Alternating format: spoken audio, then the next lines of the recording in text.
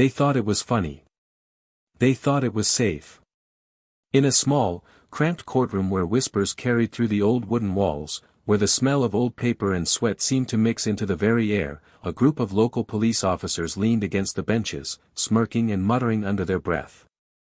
The woman standing at the front, an older black woman, wearing a judicial robe that seemed a little too dignified for this run-down courtroom, was the target of their jokes. "Look at that grandma," one officer chuckled, not bothering to lower his voice, "they letting just anyone play dress-up nowadays." Another laughed louder, throwing his voice across the room, "Hey, lady, Halloween's in October. Where'd you find that robe, Goodwill?" Their laughter, sharp and cruel, echoed off the cold walls, but she stood there, calm, steady, her eyes scanning the room, locking onto each sneer and each rolled eye without blinking. Inside, though, the weight of the humiliation pressed heavy against her chest.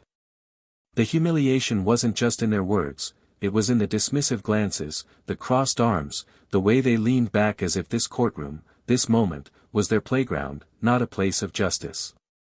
They didn't know. They had no idea. They saw the color of her skin, the wrinkles in her face, the calm in her posture, and thought they could guess her story. They thought they knew everything about her, where she came from, how much power she held, how far she could go. They thought wrong. What they didn't know was that the woman they were mocking had sat on federal benches that men with medals and stripes could only dream of. They didn't know that she had signed orders that reshaped entire cities, that her name was whispered with reverence in legal circles from New York to Los Angeles. They didn't know they were laughing at a legend. And what was about to unfold in that dusty courtroom would leave them, and everyone who thought like them, in stunned silence. That morning had started like any other for them. Patrol assignments, quick jokes in the locker room, coffee in styrofoam cups, complaints about politicians and judges and people who didn't know the streets. They swaggered into the courtroom ready to make a mockery of yet another hearing, believing that the badge on their chest made them invincible, untouchable. When she stepped to the bench, they exchanged smirks. To them, she was a mistake, a joke in the system that no one had caught yet. It didn't matter what her robe said. It didn't matter what her title was. All they could see was a black woman who, in their twisted minds, couldn't possibly hold any real authority. And so they mocked, and they laughed, and they tore into her with every look, every whisper, every careless snicker that said, "You don't belong here, you're not one of us, you'll never be one of us." But as the laughter grew, something changed. There was a shift in the room, so subtle that at first, none of them noticed. She moved differently, with a patience, a certainty that didn't match the way they expected a powerless woman to move. She wasn't flustered. She wasn't shrinking. If anything, she stood taller. As if she was waiting. As if she knew something they didn't. As if she had been here before. And then, with one smooth motion, she picked up a small folder from the bench, a folder that had been sitting there all along, almost unnoticed. She opened it with a quiet authority that immediately felt different, colder, heavier. In the silence that followed, her voice rang out, low, steady, and commanding. "Officers," she said, her gaze slicing through their smirks, "you are all currently under federal investigation for misconduct, corruption, and hate crimes. Effective immediately." The words seemed to freeze the air itself. The laughter died mid-breath. Some of the officers blinked, thinking they had misheard. Others straightened up, their bodies tense, their hands moving instinctively to their belts. But there was no mistake. She continued, listing case numbers, dates, charges, detailed, brutal, undeniable. She spoke not like someone trying to fight for respect, but like someone who owned it, who had earned it in courts and cities far bigger and meaner than this one. Behind the courtroom doors, heavy footsteps approached, and then the doors burst open, U.S. Marshals flooding into the room, badges flashing, handcuffs clinking. It all happened so fast. 1 second, they were laughing. The next, they were standing against the walls, hands behind their heads, faces pale, caught like rats in a trap they hadn't even seen being built around them. Every insult, every sneer, every smirk turned back on them with a crushing force they couldn't escape. She watched it all unfold with the calm dignity they had tried so hard to tear from her, and in her eyes there was no hatred, only a fierce, quiet justice. They had judged her by her appearance. They had underestimated her. They had believed the lie that power only looked like them. And now, in the most brutal and public way possible, they were learning how wrong they had been. But what drove her to this courtroom in the first place? What secret mission had brought a federal judge into a forgotten, crumbling courtroom among men who didn't deserve their badges? And what hidden layers of justice were still waiting to be revealed before this story came to its shocking, unforgettable end? Stay with us. The truth behind this legendary judge's journey, and the downfall she orchestrated, is a story you will never forget. Before we begin today's story, we want to send a powerful message to every Black viewer watching: you are seen. You are valued. You are respected. Here at Plow of Twist, we stand firmly against any form of racism, prejudice, or discrimination. Our stories are crafted to empower, inspire, and remind you of your strength and dignity. We hope you enjoy this journey we're about to take you on. Don't forget to subscribe to Plow of Twist for more powerful stories. Now, let's dive into today's unforgettable story. The town of Oakidge, nestled deep within the tired heartlands of the American South, carried a weight of history in every cracked sidewalk and rusted lamppost. It was the kind of town where the courthouse, an aging white stone building with peeling paint and creaky doors, stood at the center like an ancient monument to a time when justice was not meant for everyone. The courthouse was small, suffocating almost, its hallways filled with the musty smell of old records and lost hopes. It was here that the people who wore badges believed themselves kings, and where tradition often outweighed fairness. In a place like Oakidge, respect was demanded but rarely earned, especially by those who thought their uniform entitled them to obedience. It was into this weathered town and into that crumbling courthouse that Judge Marcia Holloway walked one sweltering summer morning, unaware, or perhaps too aware, of the storm that was about to ignite. Marcia Holloway was a woman shaped by fire and tempered by experience. Born in Montgomery, Alabama, in an era where dreams for Black girls were often limited to survival, she had carved out a life with the sharpness of intellect and the steel of resilience. Her skin, a rich, deep mahogany, carried the stories of ancestors who had built futures from scraps. Her hair, kept natural in proud coils, crowned her like a silent rebellion against every expectation ever forced upon her. Every line on her face told a story, of late nights studying under flickering lights, of courtrooms where she was the only Black face in a sea of skepticism, of battles fought and won in silence because no one thought to listen. She moved with a deliberate grace, a woman who had learned long ago that the world watched her every move with a magnifying glass, waiting for the smallest misstep. She wore her judicial robes not as a costume but as armor, a testament to the battles she had fought to wear them at all. Marcia had built her career with an unshakable sense of duty. Appointed to the federal bench after decades of work as a civil rights attorney, she had become a symbol for many, a lighthouse in storms of injustice. Yet, despite her prestige, there were places like Oakidge where her reputation meant little, where her appearance spoke louder than her resume. She had accepted the assignment to oversee disciplinary hearings for a cluster of misconduct complaints with a heavy heart, knowing that she was walking into hostile territory. She wasn't naive, she understood what her presence represented to the kind of men who laughed at progress and clung to their faded dominance like a security blanket. But she came anyway, because walking away had never been an option for her. Among those waiting for her that day were officers Brent Maddox, Cole Parker, and Travis Reed, men who had worn the badge not as a commitment to protect but as a shield for their own prejudice. Brent Maddox was the unofficial leader of the group, a man in his early 40s with a thick jaw and colder eyes. He had grown up in Oakidge, his father a former sheriff known for keeping things the old way, and Brent carried that legacy like a family heirloom. Cole Parker, a wiry man with a permanent smirk, had joined the force straight out of high school, seeing in the badge a shortcut to the kind of respect he knew he'd never earn otherwise. Travis Reed, the youngest, had once believed in ideals but had long since been molded by the culture around him into something harder, meaner. Together, They moved through the world like a pack, reinforcing each other's worst instincts, laughing at what they didn't understand, mocking what they feared. The courtroom that morning buzzed with a lazy contempt as Marcia entered, her steps measured, her face an unreadable mask.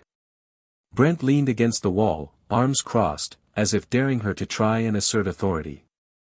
Cole nudged Travis with his elbow, muttering something under his breath that made them both chuckle. Marcia heard it, she always heard it, but she gave no sign. Instead, she approached the bench, gathering the thin stack of papers that had been left for her. The weight of their eyes followed her every movement, filled with the kind of dismissive amusement that spoke louder than words. "You lost, Grandma," Brent called out, his voice carrying through the room, thick with mockery. Travis laughed, a short bark that echoed against the empty pews. Marcia didn't flinch. She had heard worse. She had survived worse. She simply straightened her back and began reviewing the documents in front of her, the room's laughter swirling around her like a foul wind. Cole stepped forward, his voice dripping with false concern. "You sure you're in the right place, ma'am? Looks like you took a wrong turn out of bingo night." The others laughed harder, emboldened by the apparent helplessness of their target. Marcia's hands moved steadily across the paperwork, her signature firm and precise. She didn't need to answer them. The paper she signed would do it for her soon enough. Outside the courthouse, life in Oakidge moved on in its slow, deliberate rhythm. Children played on cracked sidewalks under the lazy gaze of parents who had long since stopped dreaming of anything beyond the town limits. The local diner, a favorite haunt of the off-duty officers, buzzed with gossip and coffee orders. And beneath it all, an undercurrent of unspoken tension thrummed, the knowledge that, for all its smiles and neighborly nods, Oakidge had not yet made peace with the past it pretended to have forgotten. Inside, Marcia read through the misconduct files. They were damning: excessive force, racial profiling, falsified reports. Names and faces, bruises and broken families hidden behind the official language of police reports. This wasn't new to her. She had spent a lifetime peeling back the layers of systemic rot. But what chilled her wasn't the crimes themselves, it was the ease with which they had been committed, the arrogance that assumed no one would ever hold them accountable. That arrogance now filled the courtroom, bouncing off the walls with every cruel joke, every dismissive glance. As she read, Marcia's mind flickered back to the people who had paved the way for her, the mentors who had taught her that patience was a weapon, that dignity could wound deeper than anger. She remembered her mother's hands, rough from cleaning houses, setting a worn book in her lap and whispering, "Learn. They can't take that from you." She remembered the night she passed the bar exam, the way her father cried for the first and only time she could recall.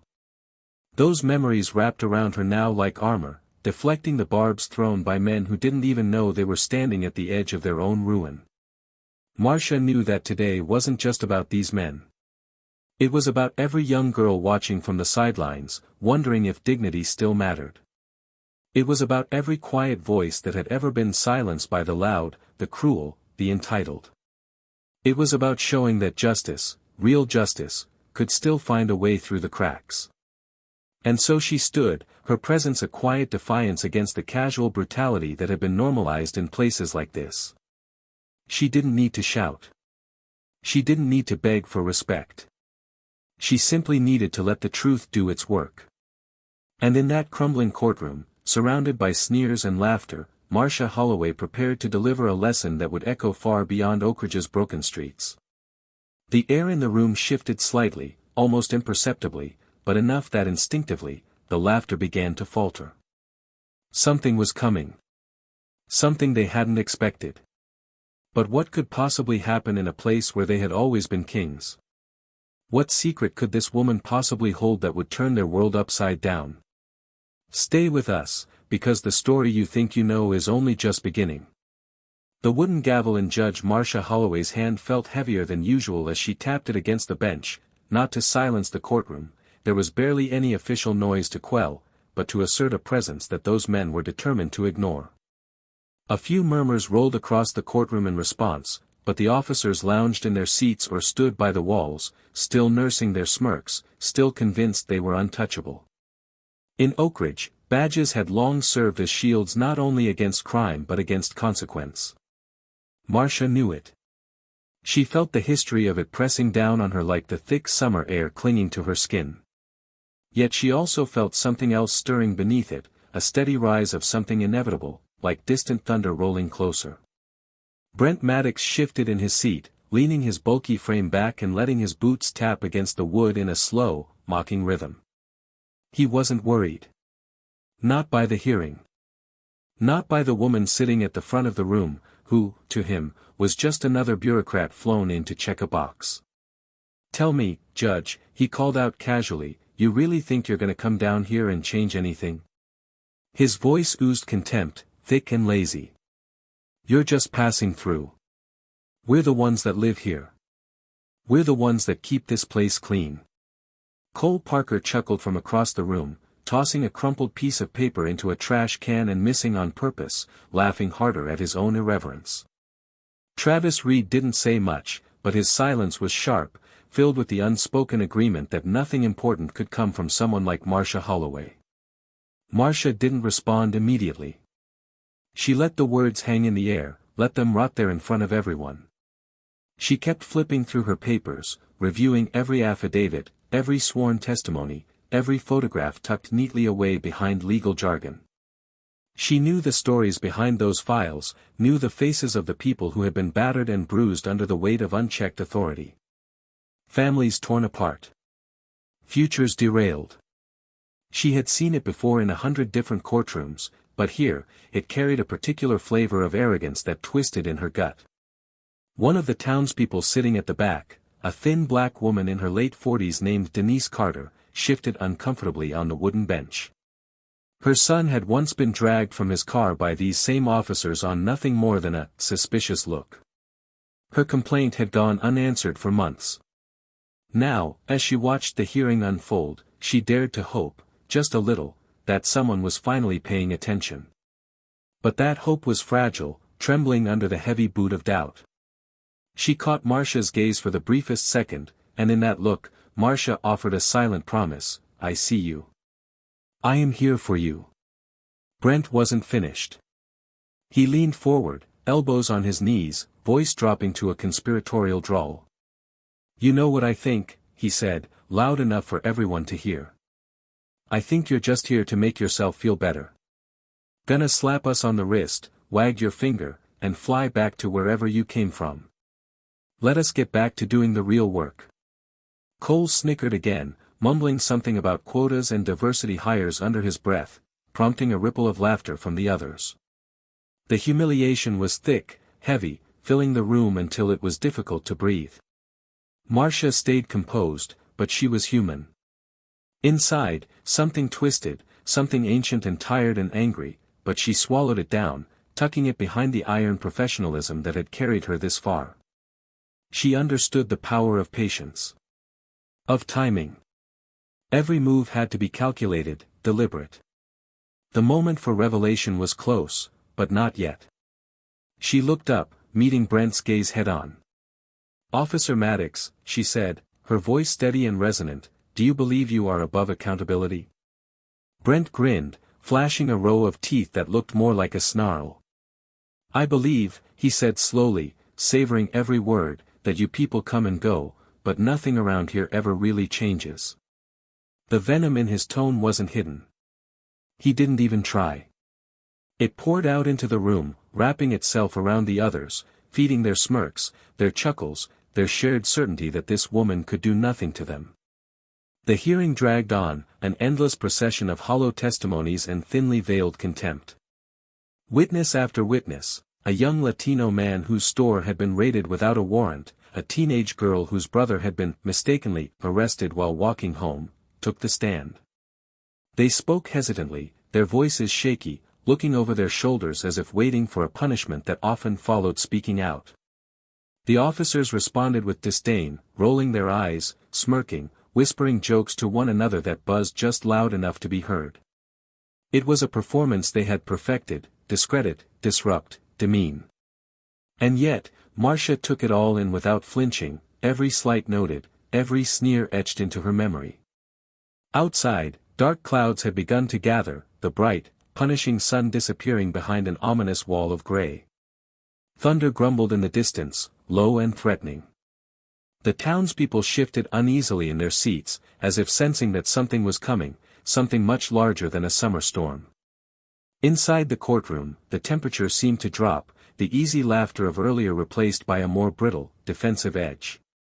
Brent crossed his arms tighter across his chest. Cole's jokes became fewer, his glances sharper. Even Travis, usually silent and smug, kept glancing toward the doors as if expecting some invisible threat to appear. Marcia called a short recess. She stepped into the judge's chambers, allowing herself a brief moment to breathe. She gazed at her reflection in the cracked mirror above the sink, the fluorescent light buzzing overhead. She smoothed the front of her robes, not to fix them, they were perfectly in place, but to ground herself. She whispered words that only she could hear, a prayer, a mantra, a reminder of who she was and why she had come. She didn't need to win over the officers. She didn't need their respect. She needed only to let the truth, so carefully gathered and protected, speak for itself. When she returned to the bench, there was a new weight to her steps, a subtle shift in the way she carried herself. She no longer moved like someone navigating hostility, she moved like someone setting a trap. Brent noticed the difference first. His brow furrowed slightly, confusion flickering across his face. Marcia called the court back into session, her voice calm but imbued with an authority that pressed against the walls. She addressed the officers directly. "I want you to know," she said, each word deliberate, "that the consequences of today's actions will not be immediate, but they will be inevitable." Brent laughed, the sound forced and hollow. "Lady, you've got no idea how things work around here," he shot back, but for the first time, there was a crack in his bravado. Cole shifted uncomfortably in his seat. Travis ran a hand through his hair, his foot tapping nervously against the floor. Marcia smiled, a small, almost imperceptible smile that wasn't meant to comfort, but to warn. "Perhaps," she said quietly, "it is you who does not know how things work, anymore." The final testimonies wrapped up under the gathering storm. As Marcia prepared to deliver her statements, the heavy doors at the back of the courtroom creaked open. A few men in dark suits slipped inside, unnoticed at first among the spectators. They sat quietly, folding their hands, their expressions unreadable. Brent caught sight of them out of the corner of his eye and stiffened, but he quickly shook it off, convincing himself they were just government bureaucrats, here to rubber-stamp the inevitable acquittal. The tension in the room became a living thing, tangible and thick, wrapping itself around every word, every glance. Marcia's gaze swept over the courtroom, pausing on each face, each soul who had come here hoping, doubting, fearing. She didn't rush. She didn't need to. The storm was almost here, and when it broke, it would tear through this place with a ferocity they couldn't even imagine. And as she cleared her throat, preparing to speak the words that would change everything, a single thought hung heavy in the air: they had laughed at the wrong woman. And they were about to find out just how fatal that mistake could be. The courtroom settled into an uneasy stillness, the kind that made even the air seem heavier, harder to breathe. Marcia Holloway straightened the papers before her, though she no longer needed to glance at them. Every name, every date, every injustice, was carved into her mind. She looked over the crowd, her gaze steady, feeling the collective pulse of the room stutter and quicken. The men in dark suits who had entered earlier now shifted forward, their hands poised but still, their presence no longer blending into the background but rising like a silent, growing tide. Brent Maddox squinted at them, a flicker of unease passing through his tough facade. Cole Parker nudged Travis Reed, whispering something sharp, something uneasy, and for the first time that day, the smug certainty began to drain from their faces. Marcia's voice, when it came, was not loud, but it cut through the heavy silence like a blade. "This hearing has revealed more than misconduct," she said slowly, deliberately. "It has revealed a pattern of criminal behavior, systemic abuse, and blatant disregard for civil rights. It is not only an offense to the badge you wear, but a betrayal to the community you swore to serve. She let the word settle, watching the ripple of discomfort spread across the officers' faces. Brent tried to muster a smirk, but it faltered halfway, collapsing into something closer to a grimace. Without breaking eye contact with them, Marcia reached down and pressed a small button hidden under the bench. A soft chime echoed in the courtroom. Instantly, the men in dark suits stood up, their jackets opening just enough to reveal the glint of badges, federal badges. They moved toward the officers with a chilling precision, their hands firm but controlled. "What the hell is this?" Brent barked, rising to his feet, his voice cracking slightly as he spoke. He looked around as if seeking allies, but found only wide-eyed spectators and a judge who had not moved an inch. "You can't just..." He started, but his words fell apart under the weight of the scene unfolding before him. One of the agents produced a thick folder and began reading rights aloud, each word another nail in the coffin Brent had spent years building with every act of unchecked cruelty.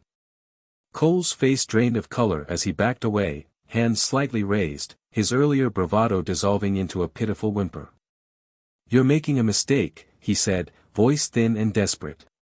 "You don't know who we are. We're the law here." The agent nearest to him didn't blink. "Not anymore," he said simply, cuffing Cole's wrists with an audible snap. Travis tried to speak, his mouth opening and closing like a fish gasping for air, but the words refused to come. His hands trembled visibly as another agent approached, securing his arms behind his back with practiced efficiency. Brent's fury boiled over. He turned toward Marcia, his face red, veins bulging at his temples. "You set us up," he growled, the rage in his voice now stripped of confidence, raw and exposed. "You think you can walk into our town, our lives, and destroy everything we built?" His voice cracked again, desperation creeping in. Marcia finally rose from the bench, her robes flowing around her like a slow, inevitable tide. She descended the short steps, standing only a few feet away from him now. When she spoke, her words were low, but each one struck with the weight of a gavel. "You destroyed yourselves, Officer Maddox. You did it with every lie, every broken life, every smug laugh at someone else's pain. I'm just here to make sure it doesn't stay hidden anymore." Brent shook his head violently, refusing to accept it, but the handcuffs clicked shut around his wrists all the same. His shoulders slumped slightly, the fight draining out of him with every passing second. The courtroom doors swung wide open again, and a crowd spilled in, journalists, photographers, curious townspeople drawn by the sudden commotion. Flashbulbs exploded, capturing the moment forever. Brent flinched at the first flash, his bravado crumbling further under the weight of public exposure. "You'll regret this," he hissed under his breath, low enough that only Marcia could hear. She met his glare with a steady, unflinching stare. "The only thing I regret," she said softly, "is that it took this long for you to be held accountable."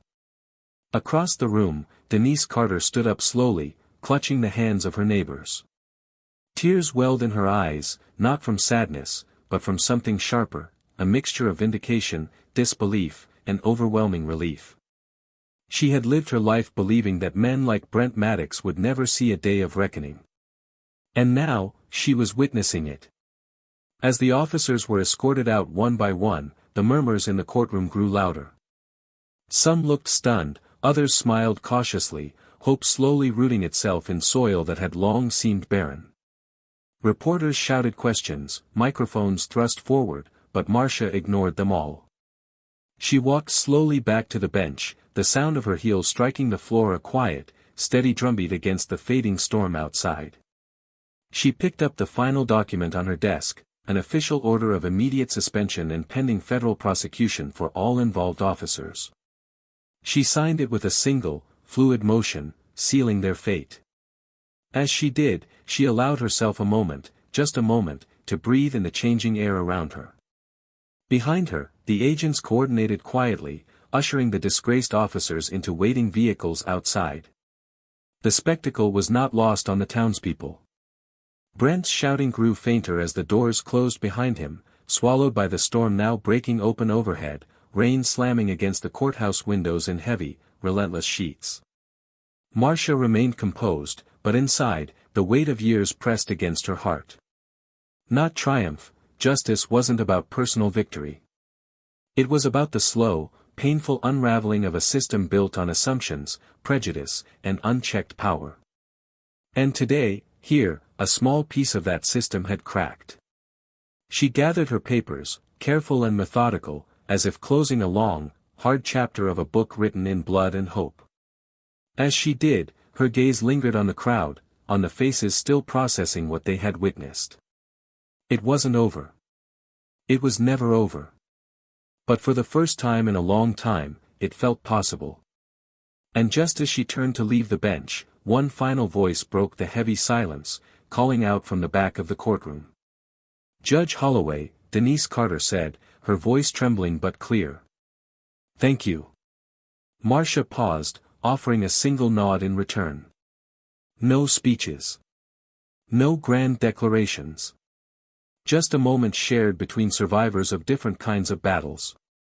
Outside, the storm raged, washing the streets clean.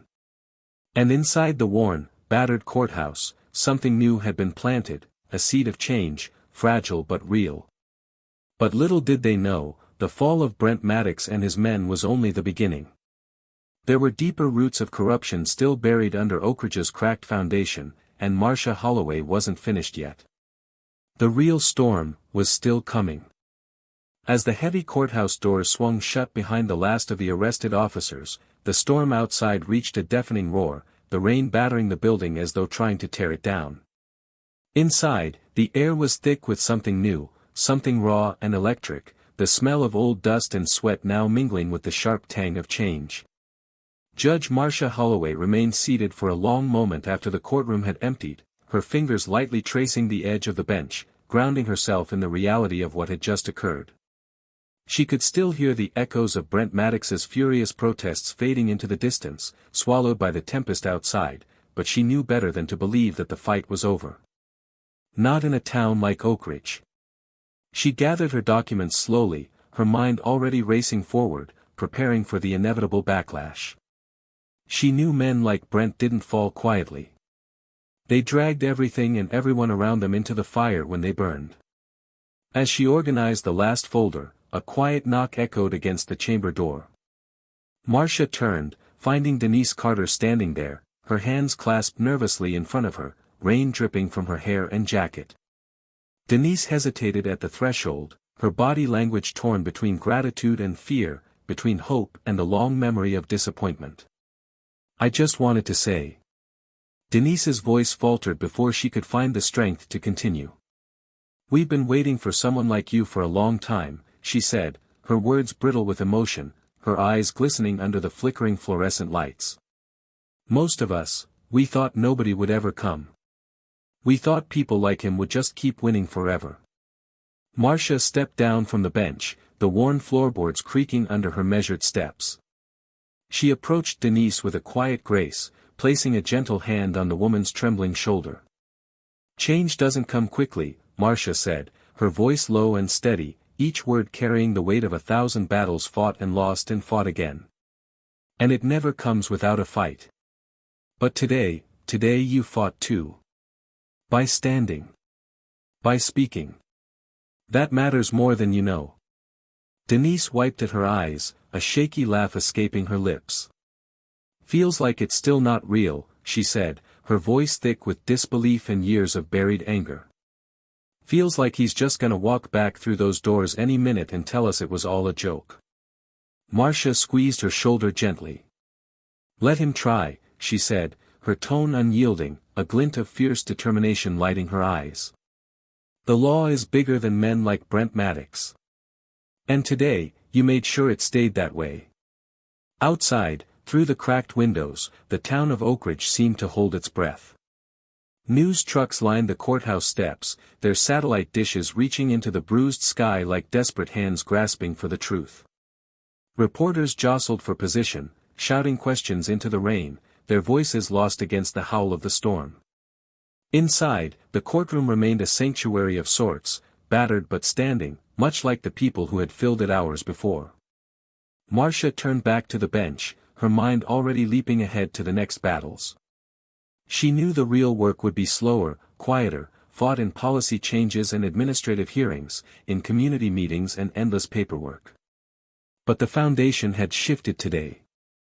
Oakidge had seen something it could not unsee. And that was how real change always started. Her thoughts were interrupted by the sound of hurried footsteps. One of the federal agents re-entered the courtroom, his face set with a tight, grim expression. He approached Marcia quickly, leaning in to speak in a low, urgent voice. "Judge Holloway," he said, "we've uncovered more. Much more. There's evidence that the misconduct goes beyond the officers we arrested. We're talking about high-level collusion. City officials. Maybe even the chief of police." Marcia's eyes narrowed slightly, her mind sharpening to a blade's edge. She had suspected as much. The brazenness of Brent and his men hadn't come from nowhere. It had been nurtured, protected. She straightened her spine, the exhaustion of the day falling away under the surge of purpose flooding her veins. "How strong is the evidence?" she asked, her voice clipped, professional. The agent hesitated only a second. "Strong enough," he said. "Enough to launch a full federal investigation. But we'll need your support. Your visibility. They're already trying to paint this as an outsider's attack. If you step away now, they'll spin it, bury it, and make sure nothing changes." Marcia's jaw tightened. She knew the risk. She knew what it would mean to stay, to push forward against a machine designed to crush dissent. But she also knew she hadn't come this far to walk away when the real fight had only just begun. "Prepare the warrants," she said, her voice firm. "Every last one of them." The agent nodded, a flicker of admiration crossing his face before he turned and hurried away. Denise watched him go, then turned back to Marcia, her expression torn between fear and awe. "You're not leaving," she said, almost in disbelief. Marcia met her gaze, a small, tired smile tugging at the corner of her lips. "Not yet," she said. "Not until this town knows what real justice looks like." Outside, the rain began to ease, the storm breaking apart into a mist that drifted through the streets like smoke. People lingered outside the courthouse, their faces lifted to the gray sky, unsure whether to hope or to brace for the inevitable backlash. Marcia stepped out onto the courthouse steps, the heavy wooden doors creaking behind her, and for a long moment, she simply stood there, letting the cool rain soak into her robes. The cameras found her almost immediately, their lights cutting through the gloom like tiny suns. Microphones were thrust toward her, questions fired like bullets. "Judge Holloway, were you aware of the systemic corruption before today? Do you believe the police department is complicit at the highest levels? Are you planning to stay in Oakidge to oversee the investigation?"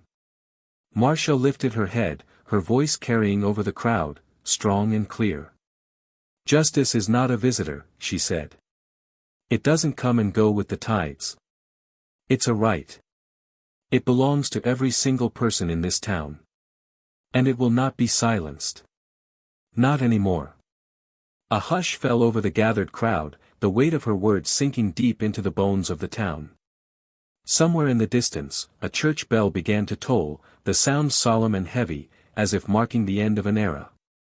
Back inside, Brent Maddox sat in the back of a federal transport van, his wrists cuffed tightly in front of him, his face twisted with rage and disbelief. Beside him, Cole and Travis sat in stunned silence, the reality of their situation settling into their bones like a slow, deadly frost. Brent slammed his fists against the wall of the van, a guttural roar of fury tearing from his throat. "This isn't over," he spat, his voice thick with hatred. "She thinks she's won. She doesn't know who she's messing with." Cole swallowed hard, glancing nervously at Travis, who refused to meet his eyes. Maybe we pushed too hard," Travis muttered, his voice barely audible. Brent turned on him with a snarl. "We didn't do anything wrong," he growled. "We did what we had to do. They're the ones trying to tear us down." But even as he spoke, a sliver of doubt wormed its way into his mind, a gnawing fear that maybe, just maybe, the world had changed while he wasn't looking. Back on the courthouse steps, Marcia stood tall, her heart pounding with a complex, aching mixture of triumph and sorrow. She knew the road ahead would be brutal. She knew there would be threats, resistance, retaliation. But she also knew something deeper, something unshakable. They had underestimated her once.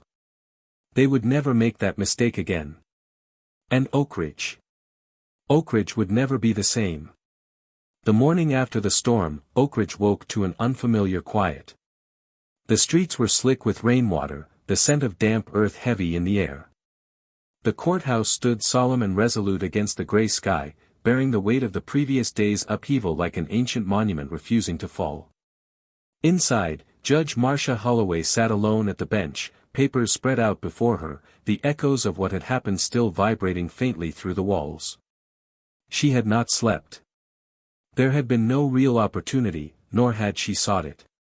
Instead, she had spent the night combing through reports, transcripts, and depositions, the magnitude of what had been unearthed growing clearer with each passing hour. The federal investigation had uncovered a tangled web of corruption that reached deep into Oakidge's leadership. The chief of police, the mayor, even a respected local judge were implicated in varying degrees.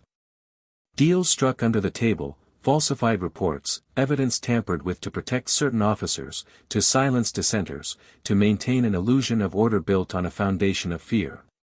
It was larger than even Marcia had anticipated, and it posed a question that gnawed at her relentlessly: how deep could she cut before the patient, the town itself, could no longer survive?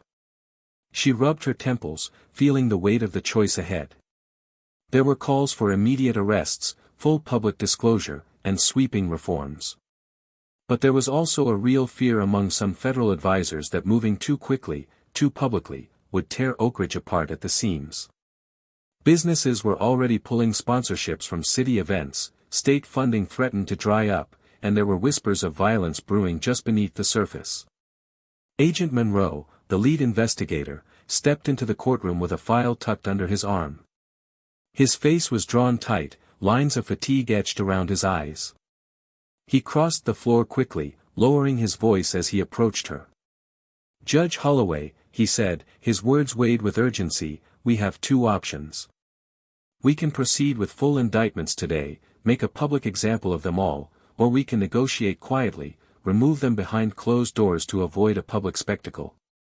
But either way, you'll be the one they blame. No matter what you decide." Marcia leaned back in her chair, absorbing the brutal reality. The power she had fought for, the authority she now wielded, was a double-edged sword. Whatever decision she made, there would be consequences. If she moved too forcefully, the town might erupt into chaos, hurting the very people she was trying to protect. If she moved too cautiously, the guilty might slip through the cracks once again, escaping true justice under the guise of maintaining order. Denise Carter's voice echoed in her mind, the fragile hope trembling behind her gratitude. Marcia couldn't afford to betray that hope. Not now. Not ever.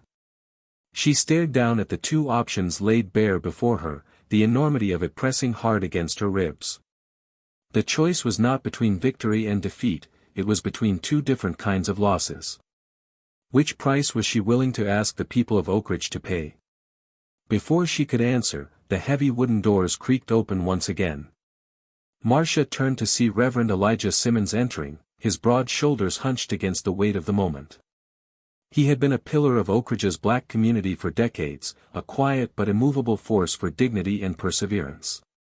Without waiting for permission, he approached her, his weathered hands gripping the back of a pew for support.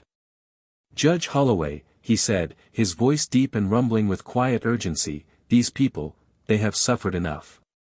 If you rip this town apart trying to root out every evil man, it'll be the innocent who bleed for it." His eyes, dark and steady, locked onto hers. "But if you let them stay in power, even hidden, even crippled, then what was yesterday for? What was all that pain worth?" Marcia stood slowly, every muscle in her body aching with exhaustion and responsibility. She crossed the floor toward him, each step measured, each breath a battle against the overwhelming gravity of the decision before her. When she reached him, she placed her hand lightly over his. "I won't let them escape," she said, her voice low but unwavering. "But I won't burn down what little shelter we have left, either." Reverend Simmons nodded once, a slow, heavy motion. "Then you'll need to walk a line so fine," he said, "most folks won't even see it. And when they come after you, and they will, you'll be standing alone." Marcia offered a small, tired smile. "I've stood alone before," she said. The town council convened an emergency session that afternoon, hastily called together under the guise of discussing recovery efforts after the storm. Marcia entered the chamber with Agent Monroe at her side, the thick file of evidence tucked firmly under her arm. Eyes widened, whispers rippled through the room, but no one dared challenge her openly. Not yet. Mayor Harold Green, a barrel-chested man with thinning hair and a permanent scowl etched into his face, sat at the head of the long table. He watched her approach with a forced calm, his fingers drumming nervously against the polished wood. Marcia could see the calculation in his eyes, the frantic search for a way out. She laid the file down with a heavy thud, the sound cracking like a gunshot through the tense silence. "Gentlemen," she began, her tone cool and composed, "the federal government has sufficient evidence to dismantle this administration piece by piece, publicly and painfully. However, I am offering you a choice." She let the words hang there, daring them to breathe. "You can resign. Quietly. Immediately. And spare this town the humiliation of watching its so-called leaders dragged away in handcuffs. Or you can force my hand and watch the inevitable unfold before the cameras already gathering outside." Mayor Green's face twisted into a mask of outrage, but Marcia saw the panic lurking just beneath the surface. "This is blackmail," he spat, rising to his feet. "You think you can come into our town and dictate terms? You think you have that kind of power?" Marcia's gaze didn't waver. "I don't think," she said. "I know." The tension in the room snapped taut. Councilmen shifted uncomfortably in their seats. Some began murmuring among themselves, others stared down at the table, ashamed or terrified or both. Marcia saw it happening, the slow, inevitable fracturing of their united front. After a long, grinding silence, one councilman, a younger man named David Holloway, no relation, stood and cleared his throat. "Madam Judge," he said, voice shaking, "I believe it's time for some of us to do the right thing." One by one, others began to follow, some with muttered apologies, others with grim resignation. Mayor Green remained frozen, his pride locking him in place, even as the ground shifted under his feet. Marcia watched it unfold without satisfaction, only a profound, aching weariness.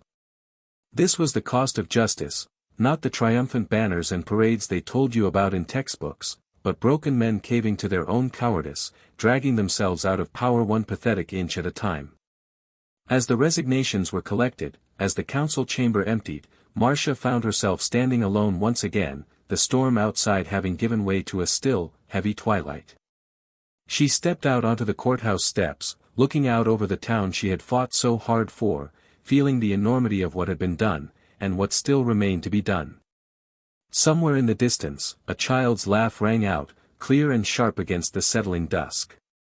And Marcia Holloway, standing at the crossroads of victory and sacrifice, understood with a deep, painful certainty, justice had come to Oakidge. But peace was still a long way off. The dusk settled heavily over Oakidge like a thick blanket, and the courthouse stood as a silent sentinel in the dying light, its windows glowing faintly from the few lights left on inside.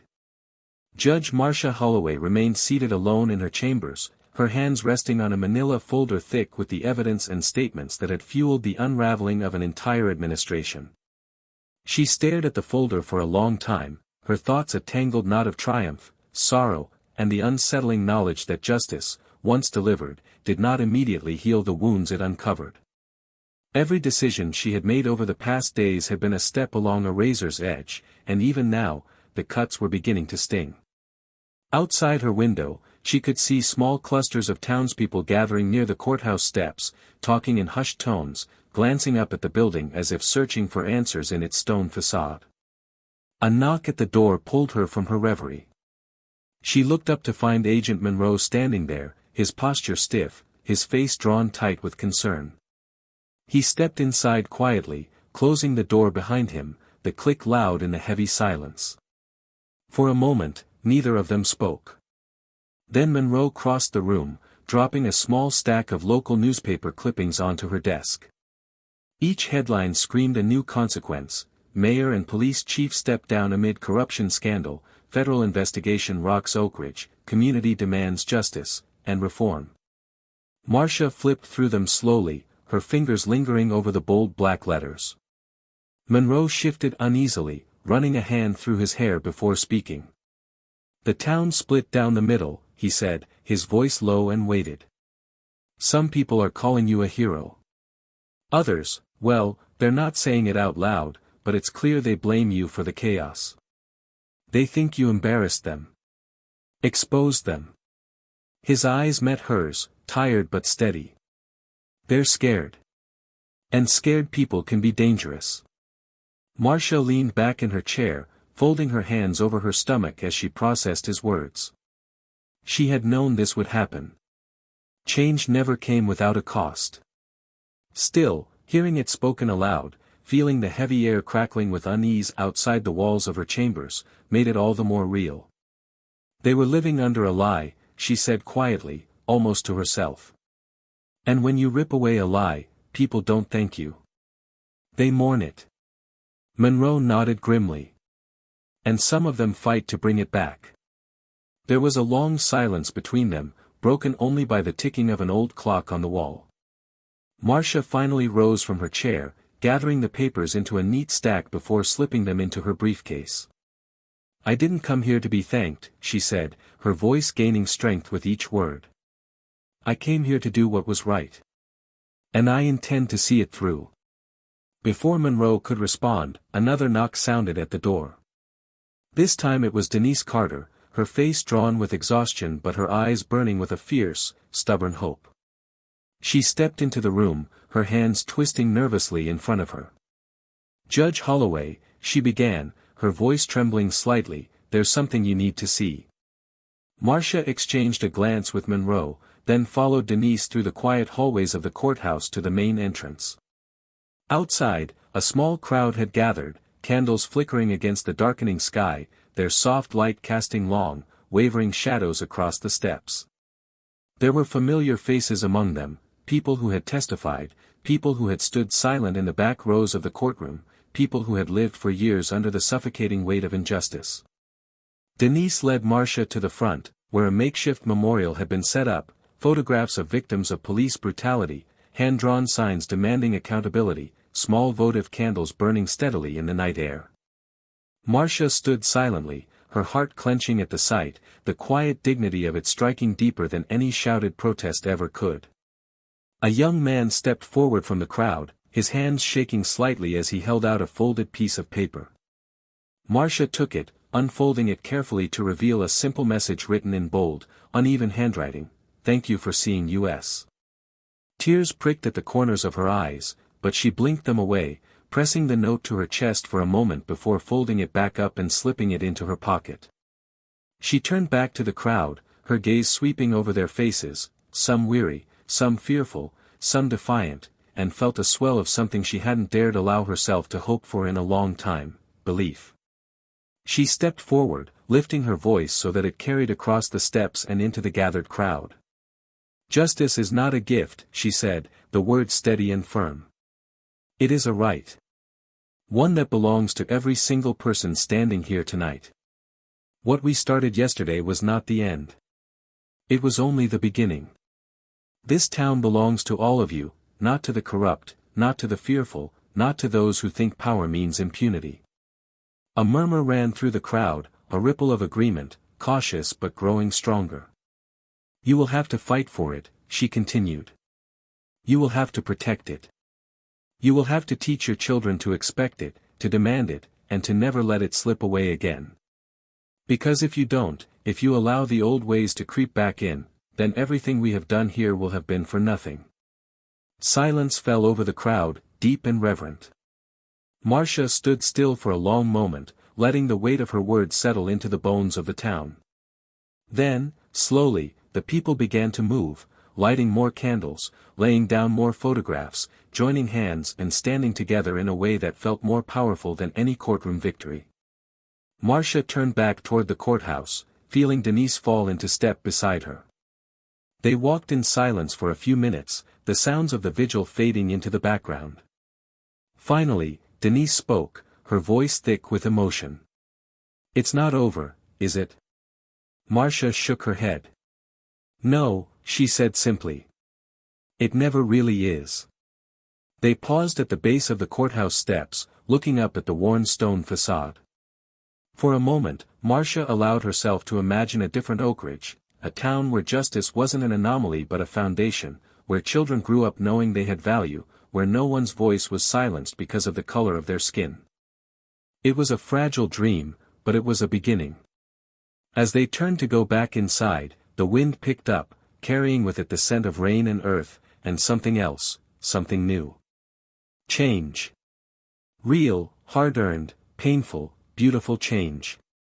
And in the heart of it stood Judge Marcia Holloway, unyielding, unbroken, and ready for the battles yet to come.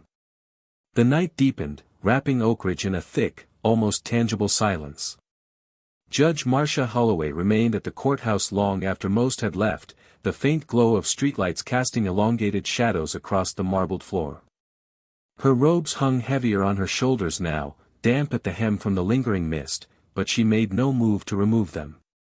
They were more than garments, they were a shield, a silent reminder of what she had fought for and what she had yet to protect. She sat in the courtroom alone, the weight of the day heavy in her chest, the flickering light from the candles outside painting ghostly shapes on the walls. For a long while she just listened, to the wind, to the faint murmur of the gathering outside, to the restless whisper of a town standing on the edge of something new and unknown. The door creaked open quietly, and Reverend Elijah Simmons entered, his presence grounding and familiar. He didn't speak at first, only walked slowly to the pews, lowering himself into one with a soft sigh. Marcia remained at the bench, her hands folded neatly, her posture as rigid as the oak she sat behind. Finally, it was Reverend Simmons who broke the silence, his voice low and worn. "There's talk already," he said, the words heavy with sadness. "Talk of them organizing, trying to push you out, trying to say you're the problem." Marcia closed her eyes for a moment, letting the inevitability of it wash over her. She had anticipated this from the beginning. The exposed wound of Oakidge would not heal quickly. Some would rather so it closed with lies than face the necessary pain of truth. She opened her eyes and looked at him steadily. "Let them talk," she said. "Truth doesn't need their permission to exist." Reverend Simmons nodded slowly, but there was a hesitation in his movement, a weight he carried that he hadn't spoken yet. Marcia waited patiently, understanding that some burdens took time to name. Finally, he looked at her, the sorrow plain in his eyes. "Some of our own people," he began, trailing off. "They're scared, Marcia. Scared that if you stay, the violence will follow. They've been broken so many times before they barely know how to hope anymore. To them, hope feels dangerous." Marcia felt a deep ache at his words, a sorrow older than either of them could name. She rose from her seat, moving slowly to sit beside him on the bench, the distance between them closing with the soft rustle of her robes.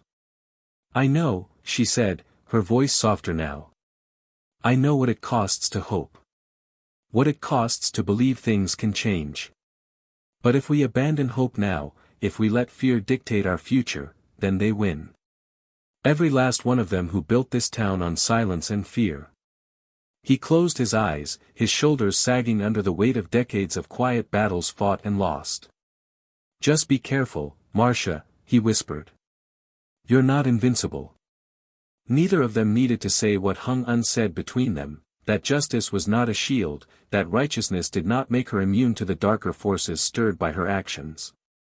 Later that night, as the courthouse finally emptied and the last of the vigil candles burned low, Marcia returned to her chambers to find a note slipped under her door. There was no name, no signature, just a single sentence written in hurried, angry script: "Leave Oakidge while you still can." She held the paper in her hand for a long time, feeling the chill of it seep into her bones. It was not the first threat she had ever received, nor would it be the last. But it felt different now, heavier, laced with the desperation of a town grappling with its own reflection for the first time. She folded the note carefully, placing it in her briefcase along with the others. Threats were not the measure of defeat. They were the measure of how deeply the truth had cut. The following morning, Marcia met with Agent Monroe and a few key members of the newly forming Oversight Committee. They gathered in a small conference room at the back of the courthouse, the walls still bearing the faded portraits of past judges, most of them pale-faced and stern-eyed, staring down with the silent judgment of an era that had never fully passed. Monroe laid out the plan, detailing the next steps for restructuring the police department, for rebuilding the trust so viciously betrayed. But it was not the logistics that filled the room with tension, it was the understanding that some would fight against this change with everything they had left.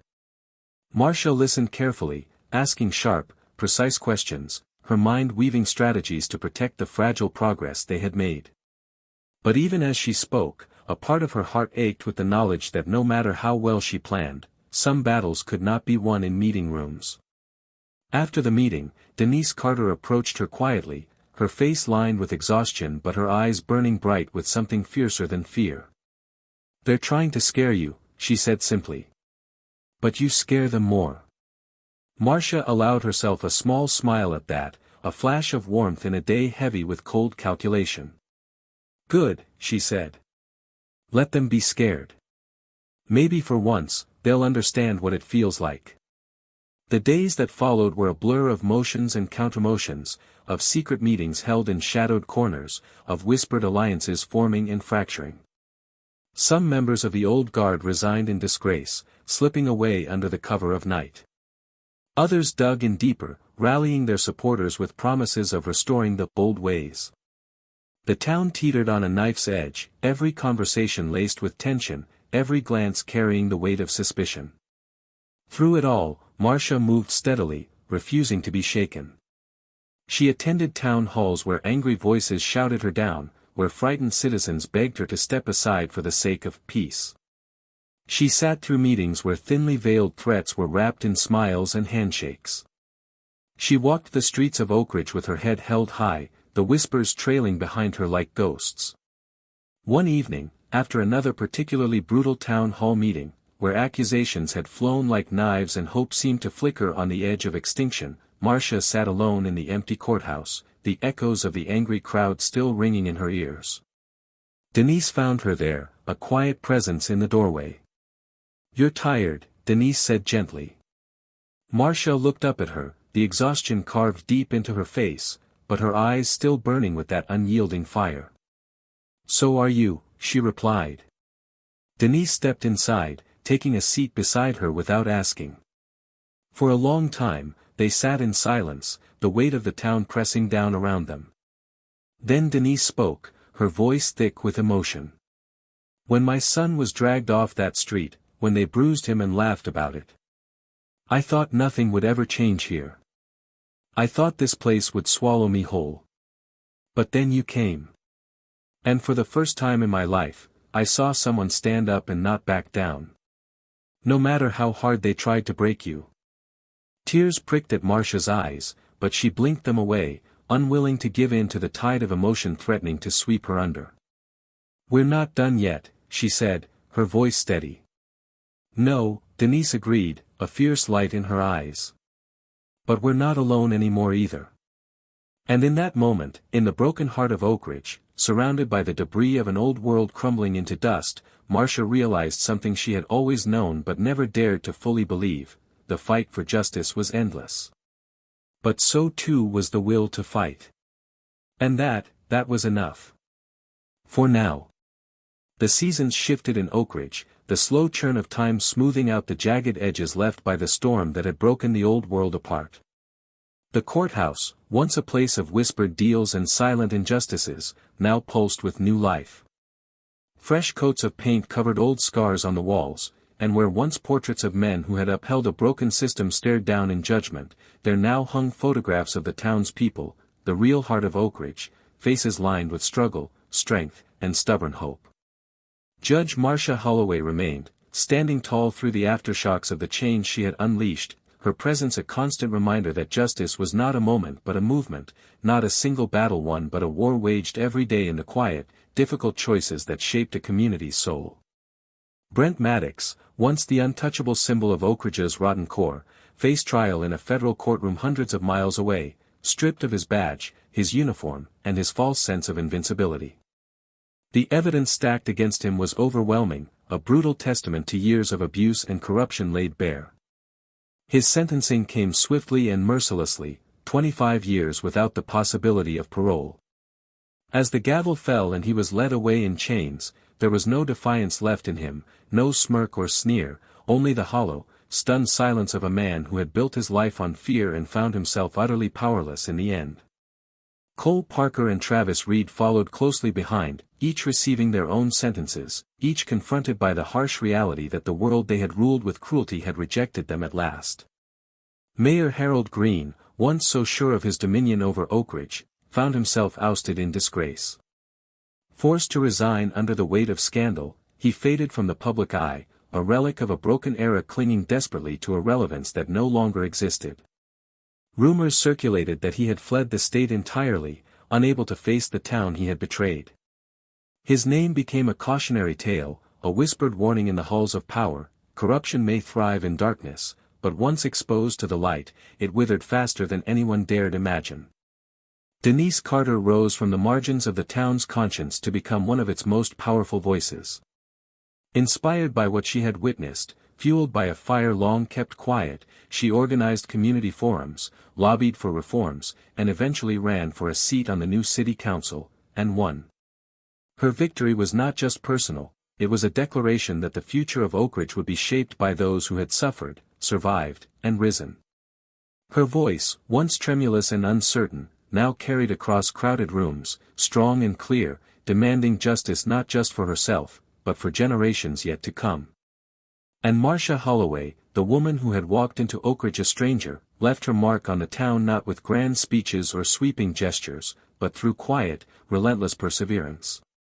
She remained on the bench, overseeing the slow and painful rebirth of a town that had once seemed beyond saving. There were threats, of course, and nights where fear gripped her chest like a vice. There were moments when despair threatened to drag her under, when it seemed easier to leave, to find a quieter life somewhere far away from the relentless battle. But each time, she stayed. She stayed because justice was not a visitor. It was a responsibility, a promise she had made not only to Oakidge but to herself.